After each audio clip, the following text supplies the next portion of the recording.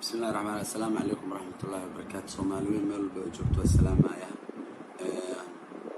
waxa waaye horta mar walba waxa isdhaca barnaamijyadan hadalka waxa waaye adigu barnaamijka talantigaaga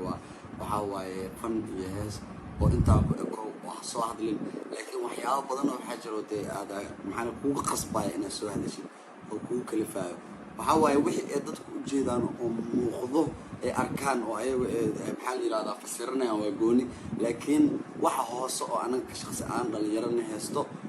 cid la socota barahan ama og ama ka fanaaniin xaqiiqda markii laga hadlayo fanaaniinta Soomaaliyeed waliba kuwa dalka ku sugan oo dalka joogo waxa waa intooda badan gumeysiga macnaha qaab darnay ku jiraan ha noqdaan qaar fiidiyoyo laga haayo kuwa ma aragtay qolobta ka jirno oo maxaa la telefoon lagu gumeysto kuwa dad loo soo adeegsado ma aragtay oo dad ma aragtay Soomaaliya dadka joogana waxa waa xaqiiqda markii laga hadlo $20 qofka dad soo dhiibtay ku soo adeegsato qofkaas aadaalid dad ay ka soo wada jiro oo ku soo aadayo waxa waa muhiimada aan rabay inaan ka hadlo waxay tahay horta barnaamijkeena oo socday oo bilow ilaa dhamaad oo waxa waaye YouTube ku saabsanaa YouTube-kii gacan inuu galo YouTube-kii inuu soo noqdo inaan raali gelin soo bixiyo inaan hadana wax ka soo jafo waxa soo dhan xaqiiq dhab oo guud ahaan hadana naga maayo waxa dhabto hadda taagan markii laga soo tago qadartii dhacday iyo maxaa la yiraahdaa tacsidii oo nagashay iyo xabsigii markii laga soo tago waxa waaye horta nina khalad nagu soo maagay anaga oo khaladka markuu nagu soo maagay maxaa la yiraahdaa anoo iska joogo Djibouti aqoon aan u lahayn waxbana isa naga dhaxeelin waxaan arkay nin iga soo hadlayo aniga maxaa la yiraahdaa oo bilaa macna dara been u jeedo oo cad ka hadlayo ninka waa marmar waa arki jiray maxaa la yiraahdaa laakiin kuma xirneen aniga nin oo social media ku jiro oo yahay qabyaalada iyo siyaasadda ka hadlay waxyaabo noocaas inuu yahay arki jiray marka arrimo iga waaweyn inay wax soo meelay jiro kulay dawlad iyo wax isfahansan yihiin iyo waxyaabo dad isqabteen inuu ka hadli jiray waxa soo meelay jiray laakiin kama dambeys waxa ogaadeen in iska madadkac ah oo iska hadlo oo siyaasad xataa aan waxba ka aqoonin dawlad aan waxba ka aqoonin qabiil aan waxba ka aqoonin because ilaa hadda qabiilku uu yahay iyo qoladu uu yahay ama aqoon u maleeyay mana maleynaya dadku uu sheeganayo inuu ka dhashay because qofka waxa waaye dadku uu sheeganayo dad wax cishto oo dad macnaha maxaa la yiraahdaa qabiil Soomaalida kamid ah oo la yaqaano oo magac ku leh oo dad ka dhashay oo siyaasiyiin leh oo dhalinyaro leh oo fanaaniin leh oo wax walba leh waaye oo waxa way qofkan haduu qaldan yahay qabsan karo laakiin aniga hadda waxa aaminsanahay shakhsigaas asiga ah magaciisa qaadin oo Soomaaliya oo dhan ay wada ogtahay YouTube-kiga hadda kor gacanta uu gali jiray waxa way in uusan qolaba lahayn qof qol cid oo ka dhashay ama loogu dacwado uusan lahayn xaqiiqda markii aan ka hadlayo horta aniga cid aan ka baqayo oo Ilaahay ma jirto maxaa waa daraadno waxa igu kalifay in aan aniga inta soo fariisto oo aan live inta soo galay YouTube aan soo dhaw maxaa la yiraahdaa aapa social media tahay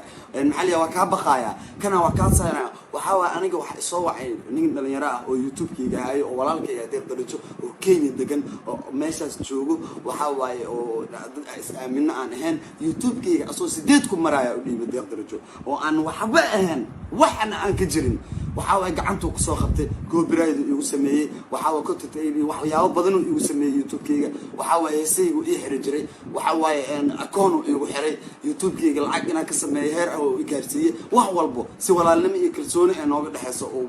isla marnay waxa waaye qof aaminay aan nafteeda aan ku aaminay waxa wixii uu soo diri jiray wax walba uu sameyn jiray okay ninkaas aniga saaxiibkayga maanta hadii uu gacan uu galo ama gacan bini aadan ama qof uu gacanta ku dhigo waa ku qasbanahay in YouTube muhiim ma ahan naftiisa muhiim ah Soomaali Maxamed ha ogaato ama ka dhaadhacdo aniga ku adkaysi waan ku adkaysan karay ninkaas markaan lahaa 48 saac wada kaaga saaray markuu ilaaha aan lahaa waxaan xaniyahaaga fuul waxa iga qaadi kartid malahan anoo Muqdisho dhac joogo oo aan cidna ka baqaynin oo aan isdheyn qabiil aan aaminsaneen oo kan yahay idaarood iyo fikri ka dhaay qabiil iyo inta ku jirta iyo waxaas igu jirin xaniyahayga nimadeeda anoo kalsooni kale aan deeyay cidna aan deeyay ama cidaas ka dhicinaysa igu jirin ama qofna u soo marin rabina nimadeeda xaniyahayga ku hadlay inuu soo waxba iga qaadi karna ogaa because fanaaniinta Muqdisho boqolkiiba 99 gacanta ugu jiraan nooca gacanta ugu jirna aniga ma ahan ma fahamtay uu ugu soo qaldamay Djibouti uu ka soo bilaabo iga soo daba dhigtay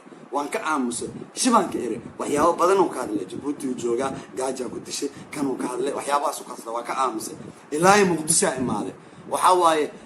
wuxuu ilaahay farmaajo iyo maxaa uga soo hadashay arrintii haddana shabaa ka eray wuxuu yiri show kama qayb geli kartid macnaa salka ii saaray wax igu kalifay marka anoo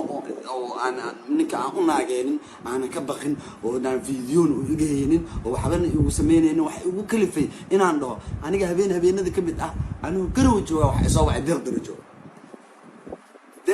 soo wacay wuxuu igu yiri ninaaga shit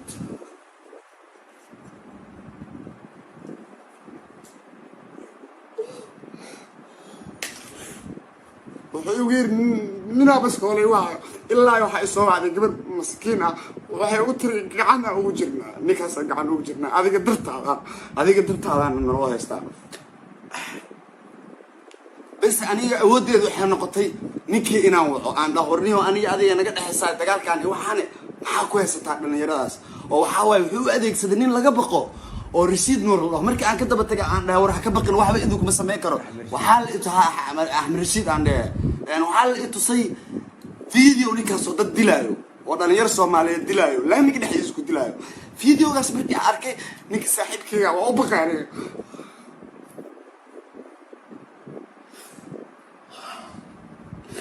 waa u baqay bis ninkii markaa waxa wuxuu igu yiri live soo gal way bari fade waa bariye ninkii markaan bariye waxa waxa la ii sheegay ninka saaxiibkayga ahaa in la sii daayo deeqdarajo markii la sii daayo waxa ku yiri saaxiib ka soo tag meeshaas waxa waaye imaw jimeelkayga ninkii gacantiisa soo gale inta ma ku ere waxa deeqdarajo ka soo tagay ilaahay deeqdarajo familkiisa meeshii iyo gurigiisa iyo wixiisa iyo noloshiisa oo ka soo carro oo anigu xabsi ku jiro oo garow ila imaado waxa Soomaali wax ma fahansanin deeqdarajo ku khayaan waxyaabo noocaas ka hadlaya marka hadda waxay taagantaa waxay ugu kalifay inaan soo hadlo waxa waa ninkii maxaa la yiraahdaa hadda YouTube-kay baasweerkay wixii oo dhan gacanta ku haystaa inta ka baqaay ma laha gacanteedana ay ugu jiraan waxa waaye maanta kalsooni iyo khibrad aan u leeyahay ee Soomaali ugu aamintay aan YouTube la soo fariistay ee qofna ma bari jirin xaniyay igu jiray oo Soomaali isku barin wali igu jira waxa waaye daciif waaye nin rag ma ah meelaha hoos ka soo hadla meelo hadeerta wax ugu kalifaa waxay tahay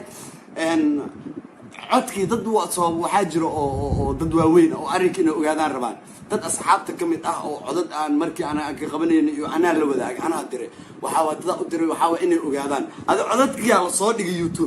YouTube marka message ani ninkaasi aniga YouTube-kayga iguma soo celinaysiis ay heshiinay YouTube-kayga xaniyay marka hore la iga qaaday la igu soo celiyay habeenada kamid ah anoo deeq isla jooga deeq telefoon ku hadlaaya arkay oo ninkaas Ahmed Rashid Allah ka hadlay oo Ahmed Rashid ka telefoon ka qaadnay deeq waxaan ku iray saaxiib adaanikaas ninka la yiraahdo Ahmed Rashid u galiyay gacanta YouTube-kayga waxa waay hadeertaan adaanikaas saas waxa la yiraahdo iiga heelay waxna igama qaadi lahayn YouTube cusub aan aniga hadda sameystay YouTube kaasna waxa waa uma baahni laakiin xaqiiqada jirto waa ka soo hadlaya baa ku yiri asoo sharaftiisa dhoorayo oo ka baqaayo Soomaali Maxamed sharaftiisa uga baqaayo Ahmed Rashid oo YouTube-kayga ii soo celi intuu wacay anoo aan la baryo tamin aan wicin oo soo galay qadka ninka la yiraahdo heblaay hebelka caliso markuu soo galay wuxuu yiri iyo kuugu wareejiya sidii YouTube-kayga ugu wareejistay maxaa la yiraahdaa oo aan deeqdarajo baasweerkii wixii hadda ii bedelay bas marka si walaalnimo oo iiga codsado yiri maxaa la yiraahdaa ii soo gal YouTube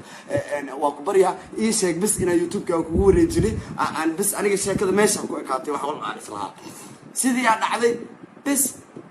hadeertaan ala kulli xal muhiimada soo fariisa waxay tahay waan inuu tusayaa baqashada lambarkiisana waa taqaanaan wuxuu soo diray waxa waaye xayaat ka jiro wacaya wuxuu leeyahay waxyaabo oo maxaa la yiraahdaa waa ku qaabinaya video waa ka duubaya kan uu duubaya meelaha hoose ee meesha ninka ragga laga marin oo naga soo maraya ma fahanti Soomaali Maxamed waxa uu sheegaya aniga horta cid aan ka baqaay ma lahan YouTube-ka maanta haduu hawada ka baxo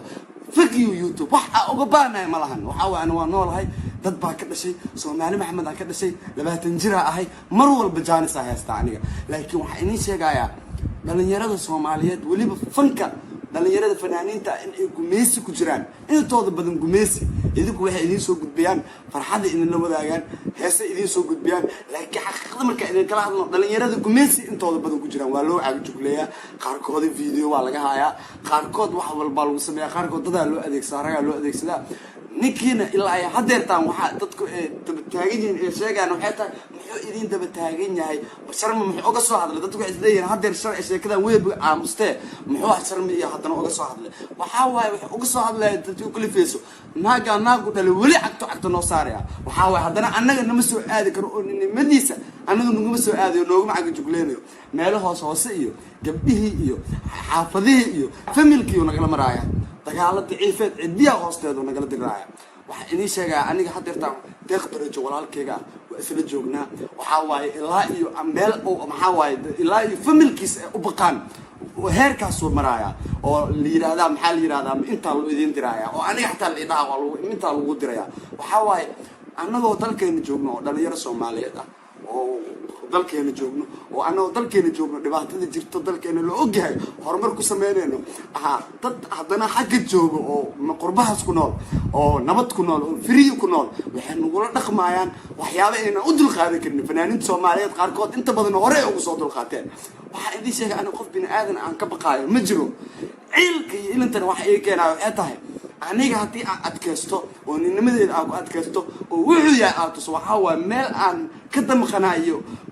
rag ama dhalinyaro ama gabdho iyo dumar iyo xaggoodu naga soo maraaya iyo meel aanan maxaa la yidhahdaa dad aan hadhown eed aniga tusa naga koraysaa oo dartiina wax walba nagu gaaraan leeyahy soomaali maxamed aniga waxaan rabaa in ay ogaato dhib zaa'ida fanaaniinta soomaaliyeed aniga u hadlaya afka fanaaniinta ku hadlaya weliba kuwa dalka ku sugan dhibaato zaa'id ah oo zaa'id ah naga heesato xaggaan iyo maxaa la yidhahdaa dadkan ku sugan dhankaas iyo maxaa la yidhahdaa qurbaha hadalka aan ku dheeraanaynin soomaali maxamed waxaa waaye waa ka raali gelinayaa xanaaqi iyo kuleelka iyo hadalka aan ku hadlay waxaa waaye arrinkaa inaa ogaataan arrinkaas meesha uu maraayo ninkaana uusan naga daba harin cagta uu noo saaray haddana waxa aan kasii ciisoonaya waxay tahay afka uu ku hadlaya xaniyihiisa maaha ninnimadiisa maaha raganimadiisa maaha mar walbo aan ninkaas inaan ka hortaga aa damco waxaa isoo hor istaagayo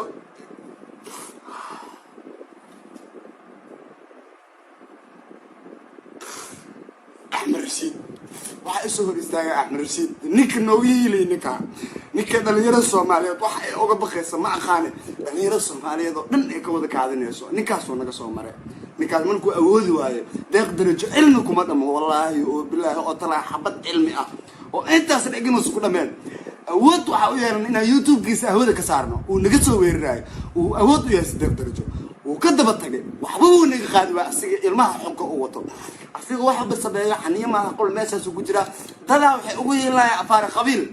qabiilka marka qofku ugu yeelayso waa qabiilkaaga marka lagu qaldamo qofka qabiil loogu yeelaya laakiin inaan qabiil lahayn qabiil wax oogeen raganimo aan lahayn Soomaalinimo aan ku jirin oo waxba aan tareenin afkaas faaq ka haayo oo isku diraahla qabiil ugu yeelaysaan waxa waaye waxaa loo danqadaa qofka qabiil wax ka yaqaano qabiil uu waxba ka aqoonin nin rag uu waxba ka aqoonin heer uu waxba ka aqoonin waxa waaye dhalinyarada Soomaaliyeed waxba ka aqoonin ninkaas noo jabiyay oo la yiraahdo Axmed Rashiid gacanta noo galiyay waxa waa haddana uma jabin oo macnaha waxa la oynaa aan la cishoona ma YouTube-keegi in macnaha gacanta uu ku heesto ama wali la xukum YouTube-keegi ana gacanta ku heesto xitaa deeqdari jaad gacanta kuma hayo akoontigeega ana gacanta ku heesto YouTube-keegi ana gacanta ku heesto wax walba ana gacanta ku heesto laakiin wali aga jugleen iyo dadkii deeqdari ilaa hadda waxa way uu ka soo tagay noloshiisi wixii u socdo horumarkiisi meeshu joogo ka soo tagay waxa waa xayad kaajal ayaduna sidoo kale gabadha way ka soo tagtay waxa xamar ay ku sugan tahay oo soo daba tago waxa way dabadu hadal u qabtay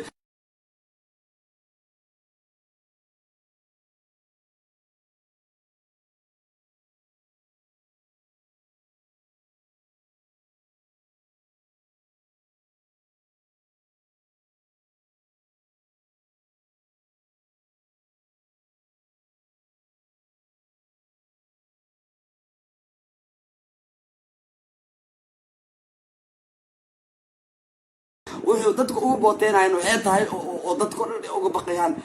dhalinyaro Soomaaliyeed fanaaniin Soomaaliyeed dad fara badan oo hadda magacyadooda inta soo qaadeen oo hore wax ugu geystay oo fiidiyoyo ku saystay inta badan ninkaas dumarku wax ku sameeyaa rag wax kuma sameeyo ragna wax kama yaqaano waxaan aaminsanahay inaysan waliba rag is arkin haddii rag is arki lahaayeen ama maanta uu Soomaaliya joogi lahaa waxa waay ninnimadiisa la tusi lahaa waxa uu asiga yahay buu arki lahaa Soomaali maxamed waxa ogaataan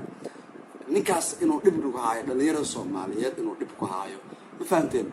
waxa waaye anigu inta hadalkaas wax usoo gudbinayay oo muhiimadu ay tahay waxa waaye oo raaligelinta aan dhaweyta bixiyay ama baryada aan baryahay ma ahan wax aniga asiga ka baqay ama cilmi uu iga badiyay ee deeq daraja baskoolad madax looga haaya xaniyo